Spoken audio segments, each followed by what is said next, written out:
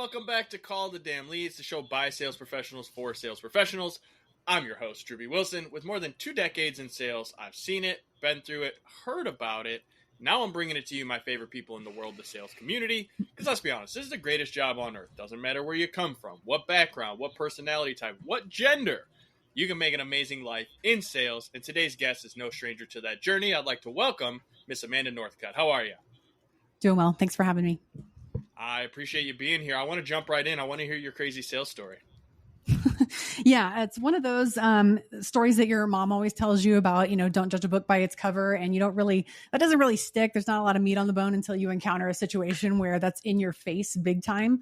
So I started my career in sales as a 16-year-old, working at a shoe store in North Dallas, very ritzy neighborhood, and was able to parlay that experience to do an internship while I was a college student at the Lexus dealership in Dallas, Texas. Very, very prestigious family of dealerships. And I was learning how to sell to an upmarket client base and was getting a lot of coaching, which is very helpful. This was new to me. I come from money or anything like that. And the clientele that we're used to having walking into the Lexus dealership, Prada, Gucci, the whole 9 yards, lip filler, even in the late 90s, early 2000s. I mean, the whole bit. And it's very stereotypical, like ICP coming in from that neighborhood into that luxury car dealership. But one day, this dude comes in cut off jeans, what looked like an old ass t-shirt, and a fanny pack.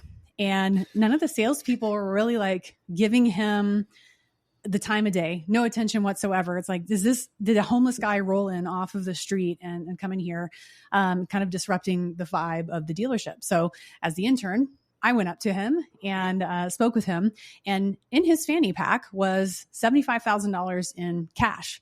And at that time, again, this is late 90s, early 2000, that would actually buy you the most expensive Lexus on the lot. And he left about 3 hours later with the most expensive car on the lot. And the intern got the commission, and all the salespeople are kicking themselves. So that has been burned in my brain for many, many years now, and helped me be a less judgmental person in general, but also in a selling environment. Don't judge a book by its cover. I love that story for so many reasons. One, because I lived in North Dallas, so I know the area you're talking about. Very, very much about that, Prada, Gucci, the fancy logos, yeah. And have had very similar experiences where, someone comes in, they look homeless, but you don't know they're actually a multi-millionaire because they just like to dress how they like to dress, flip-flops, cut-off shorts, old band tees, whatever. So how did that serve you as you continued on in your career? Because as I was reading through your profile, I mean, you've had some pretty incredible jobs over time. How did you kind of lean in from that and take it to that next level? I think that helped me sort of develop a value set from which to operate the businesses that I've run, and just to my personal operating system as well. And in point of view, and again, value set being really, really important, that you don't judge people and you show up as a curious person, and you show up to learn. You show up with a beginner's mindset and a growth mindset, and with curiosity rather than coming in with preconceived notions. And that has been helpful in all areas of life. And as I understand, you went from kind of in the sales role to progressing through the C-suite to some of those upper levels. Is that correct? Yes. Yeah. I've been an executive 6 times. I'm currently CEO of a multimillion-dollar company that I founded in 2023. I love that. And as I again understand, kind of reading through your profile, you walked away from a big money position there in Silicon Valley to go all in on yourself. What was that like? Yeah, it was really terrifying, but also fun. I've gone through a couple of phases of reinvention. So right after that sales internship at the Lexus dealership in Dallas, I was approached by some guys who own this website called texags.com. I went to Texas A&M University. It's now the largest university in the United States. And at that time, Texags was just like a fan site for like rabid college football fans. Like that was their whole vibe. I was the second employee at the organization.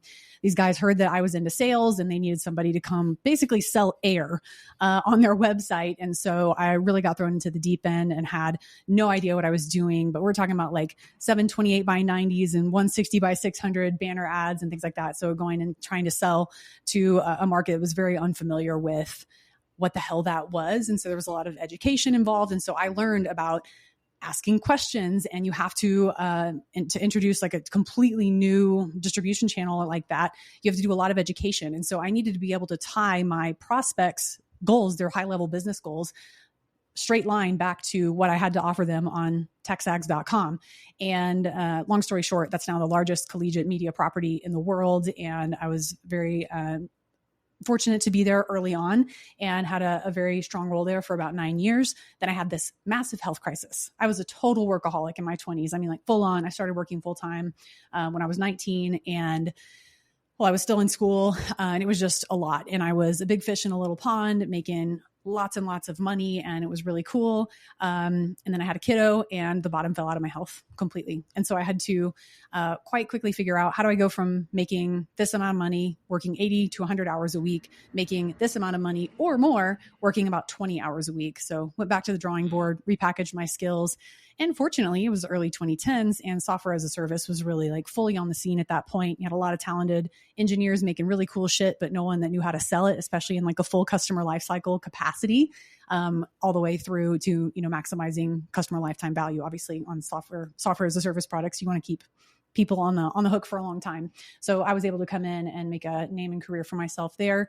I've consulted for dozens and dozens and dozens of SaaS companies around the world and been an executive for half a dozen of them. And then during COVID, I feel like a lot of us did a lot of self-reflection, and I determined that I want to spend the last third or so of my career elevating people whose voices are typically not heard, whose income is typically capped. Like maybe not if you're a sales like absolute killer, but otherwise it's very hard to make more than like $250 in a corporate job. And so I cherry picked all of my very, very favorite people that I've ever put onto teams or on teams that I've led at different organizations around the world, and went all in and bootstrapped the company myself. And we now build these boutique coaching and consulting firms for subject matter experts.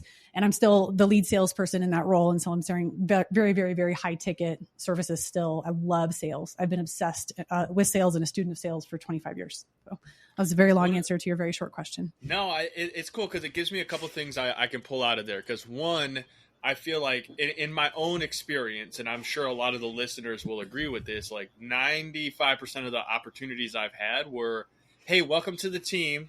Here's the wolf pack. Figure out how to survive, right? And you're going, well, like, I don't know anything about this product. I don't necessarily know anything about this service. So, like, okay, I guess I got to educate myself so that I can educate my prospects, which is going to ultimately be the number one thing you can do for yourself. Because when you understand it at that level, the passion that you have for it is what translates to those individuals who maybe have more experience or who maybe are, higher up on the ladder than you. But the fact that you believe in it so wholeheartedly because you literally just engrossed yourself in it, it gives you a leg up on every other salesperson that just comes in with like a flashy script or, they're like, oh, I've got all this charisma. And it's like, yeah, that will only get you so far. Yes. And understanding at a deep level how to not only educate yourself, but then to educate the people around you is what progresses you through that ladder of leadership. And I would be curious for you, like, what was it that made you decide, like, hey, I'm going to step from sales and go into the leadership side of it? Because not everybody who's successful at sales can be a successful leader. Yeah. Yeah, that's a really good point.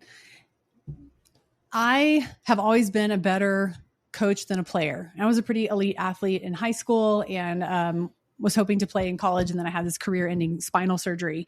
But the theme throughout my athletic career is that I always wanted my teammates to be successful. I always wanted to elevate my teammates. I always wanted to bring out the best in others. I'm a maximizer. I remember my mom telling me from a very young age, and I did not understand it until more recently. I was like, she would tell me often, people watch you. People watch you, like meaning like you're a natural leader. And I did not, again, understand what that meant or the implications therein or anything like that. But that felt like a very natural thing for me as I've been managing teams since I was 24. And so I am hopefully a lot better at it now than I was then. But I've always enjoyed identifying other people's potential and elevating them to that potential. So as long as they're into that and aligned and want to be coached, I feel far more purpose, meaning, and fulfillment from elevating other people than I do being successful as an individual. I love that. And I would have to imagine that blends into, being a mom and having a family of your own, which is kind of where I want to take this, because I feel like when we're young, we have all that energy. It's easy to grind 80, 100, 120 hours a week, but it's having that realization that, okay, now there are other people who I'm responsible for. I live by something called the 4 6s, and I did the same thing. I was young. I went all in. I was grinding just to the bone. And my wife had to come and basically slap me and say, hey, man, like, you're either married to your job or you're married to your family. Which one's it going to be? And I had to have that like hard heart to heart with myself and realize, like, there's no amount of money in the world that can replace the time that you're not spending with your family. And for you, I know you also mentioned you had some health stuff come up along that as well. So like, what were some of the things that you had to implement so that you could continue making the money that you needed to make and wanted to make, while also being more intentional with that time? Yeah, I had a lot to confront. As a 27, 28-year-old. And it was a very, very significant health crisis. We were not sure if I was going to pull through it or not. So just confronting your own mortality really, really makes you align your priorities and align your actions to your priorities. I don't know if you're familiar with the concept of expressed preference versus revealed preference, but it's like, are you doing what you say, or are you saying one thing and actually doing the other? Your actions are much more indicative of what's going on inside than what you actually say. So that helped me, that health crisis. I mean, I'm a completely different person. I used to be a freaking freight train. I mean, in my marriage, in work, I mean, if I had a goal, I would stop at nothing to get it done, short of anything like illegal, immoral, unethical, that kind of stuff. But if I had a goal, it's like, get out of the way and watch. And realizing that was not the most important thing and not the person that I would have want to been remembered as, and knowing that was not setting me up for success in my marriage relationship or my relationship to my boss at the time or other colleagues or my team. So that was just a forcing function for a tremendous amount of self-reflection and reprioritization and setting up systems, honestly, to operationalize my values, to use like a full-on Silicon Valley ridiculous like jargon term. It's like, these are my stated values and priorities, and these are the systems I'm going to set up. So my expressed preference is matching my revealed preference, and I'm actually like living into this kind of new path. And so that means putting boundaries around work hours and being more intentional about my spending time in my personal relationships, and putting some guardrails on my career. And making sure that I was taking time to reflect and ensure, again, that my actions were aligned with what I was saying and what needed to happen for me to survive also. I love the word boundaries, and I think it's something that a lot of sales professionals just completely disregard early on in their career. Like, they answer the phone at every hour of the day, they're running and gunning, like there is no style, they are the freight train. Mm-hmm. And also, what I had to learn the hard way over time was that until you respect your time, no one else is going to respect it either. And when you start putting in some of those boundaries of like, hey, I don't take work calls after 6 p.m. or between 6 and 8 or whatever that is, it's interesting how many people initially will like push back on it and get angry and be like, how dare you turn me down? Like, I'm going to go somewhere else and blah, blah, blah, blah, blah. And you're like, okay, I have to have this for me. But the people who show up then and are like, yeah, I totally respect that. I appreciate you for that. And actually, it makes me want to do business with you more because you have this level of understanding.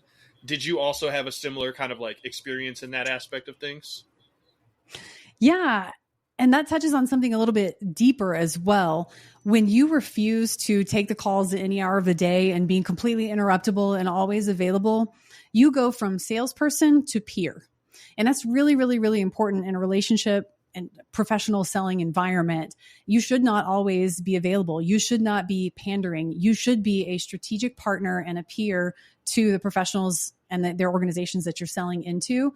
So it actually works from a personal branding and positioning standpoint, and also helps with your life and having balance and to your point, boundaries. I love that. How do you train your team to understand that? Because I would have to imagine there's probably some young, hungry hustlers on your team that are like, go, go, go, go, go. We got to make all the money and we got to do all the things. Like, how do you find the balance for them without turning them off from that skill set that they have, that energy that they have? Yeah.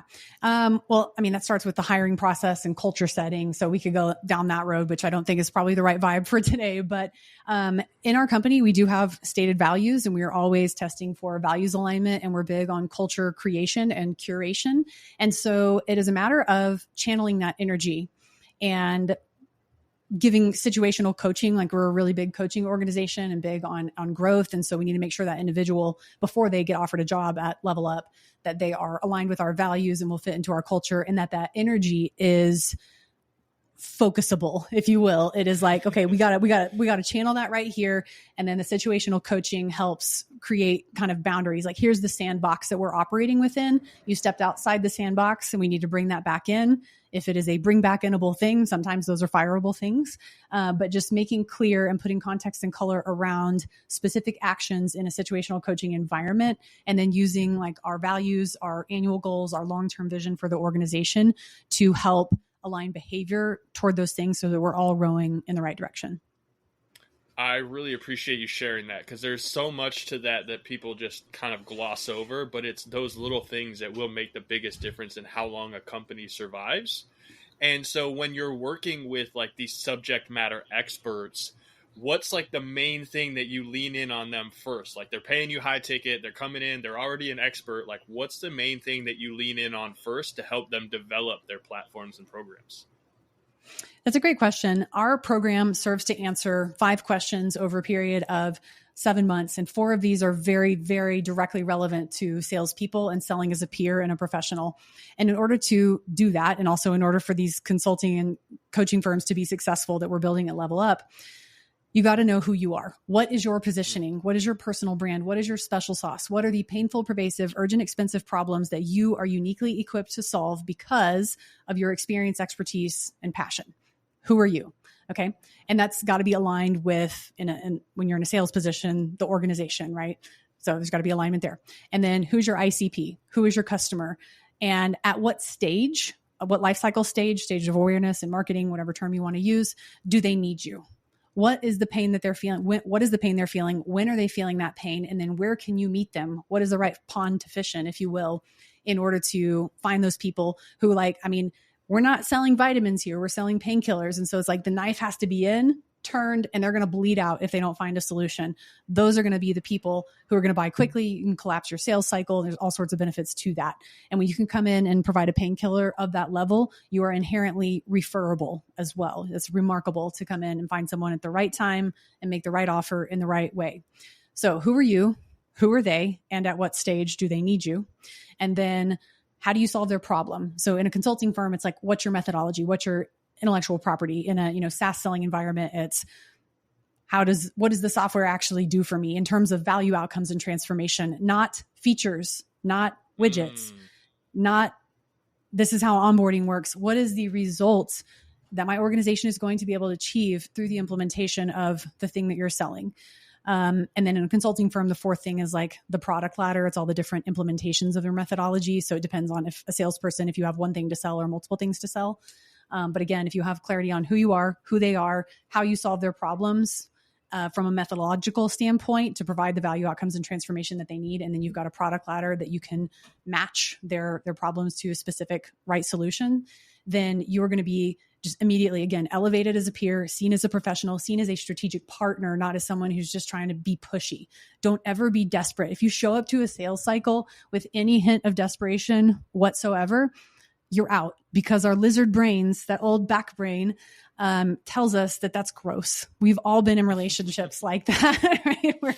And desperation. Yeah, it's an absolute, I mean, it's just a total, you have a visceral reaction to people who are desperate. You immediately turn and walk the other way. So regardless of how far you are from your quota this month, or how desperate you are to make that commission so you can pay your rent, or whatever the case may be, you better show up like a boss, not like an arrogant asshole, but like a boss, like a peer, like a pro, like a C-suite executive, and you're a matchmaker. That's very important. You're not a salesperson, you're a matchmaker. Do you have the right solution for their painful, pervasive, urgent, expensive problem right now? And if so, can you demonstrate that through receipts, case studies, testimonials, and statistics, and like really bring it? And then you're matching your solutions to their problems. And then the selling part kind of happens. People are going to ask how to work with you and how we get started. But if you're constantly pushing without having the information from which to build your case, you're sunk before you start. I love this because one of the things that I'm very grateful that I learned early on was, how do you land the person on the right product at the right time? Because everybody's got these super high ticket and like, hey, I want to sell you the whole shebang. And it's like, yeah, there may be a time and place for that. But as you mentioned, if the biggest problem is something small and it can be fixed with something smaller than your big package, the lifetime value of that client is going to be exponentially higher because you're going to solve the problem they have right now, which builds the trust through the roof and then creates further opportunity for growth. But I see so many sales professionals make that mistake early on, and even small business owners and entrepreneurs, like, hey, yeah, you need XYZ system and it's got all these widgets and bells and things. And they're like, I just want to be able to go home at the end of the night and not worry about my business falling apart. Like there's those right product for the right time and place.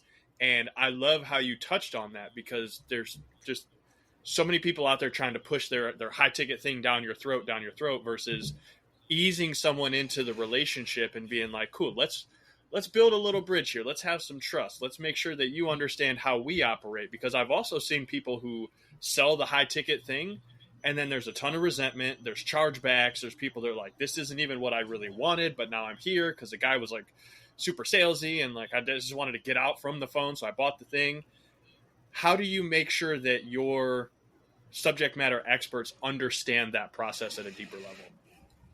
Yeah, there's an enormous amount of coaching that goes into our accelerator program in a group coaching environment.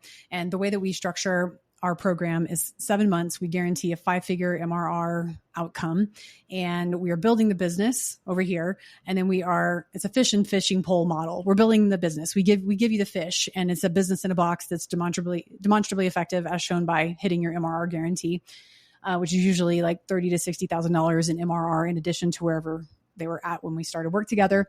And then the other bit is the fishing pole, how to think and act like a top CEO.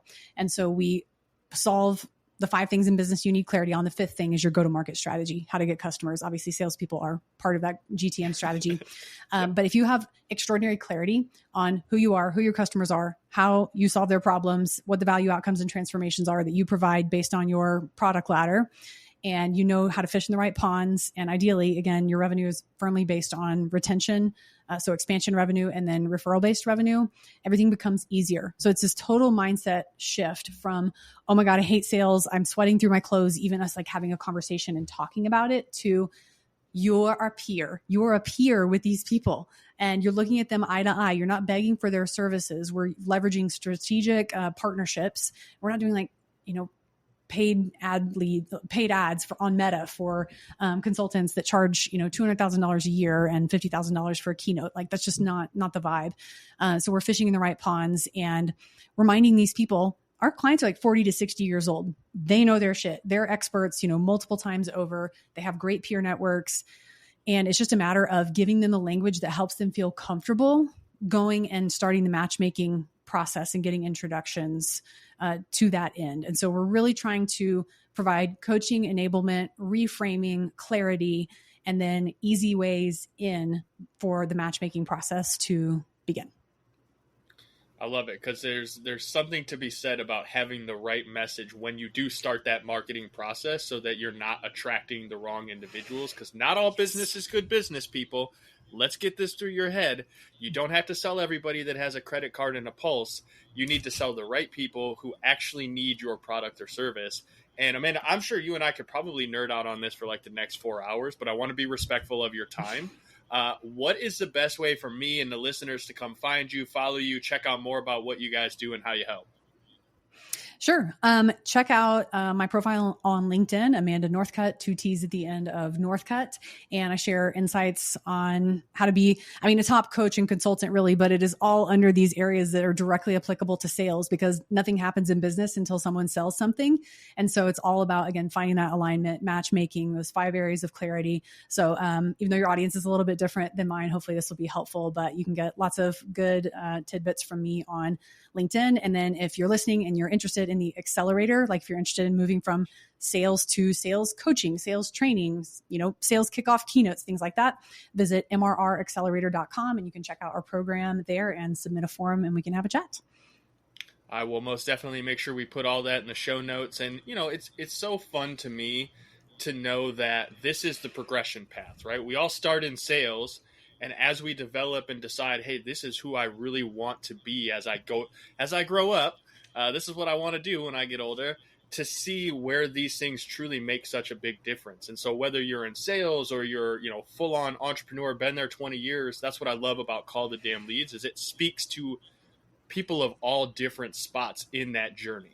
And so if you're someone who's listening to this going, hey, I definitely need to make this transition, I highly encourage you to go check out her LinkedIn. I've been watching it. There's some amazing content on there. And more than anything, Amanda, I really just appreciate you taking the time to be here with us today. Thank you. It was an absolute pleasure. I really, really appreciate the opportunity. Thank you. You got it. Well, you guys know what to do next. If you enjoyed the show, go follow Amanda, share this episode on social media, tag us, maybe send it to somebody who's like really struggling right now and needs to hear some of the stuff in this episode. Like, help them, help you, help them. Put it out there. And then remember to, if you have a great story, I would love to bring you on. I'd love to share your insights and your wisdoms. And you're probably a subject matter expert of your own. So let's talk about that and help you get your message out to the masses. Head over to callthedamnleads.com/podcast. Send us your details. We'll get you scheduled in, and we'll have an amazing conversation, just like I did with my new friend Amanda. So you guys know what to do. Go call the damn leads. We'll see you next week.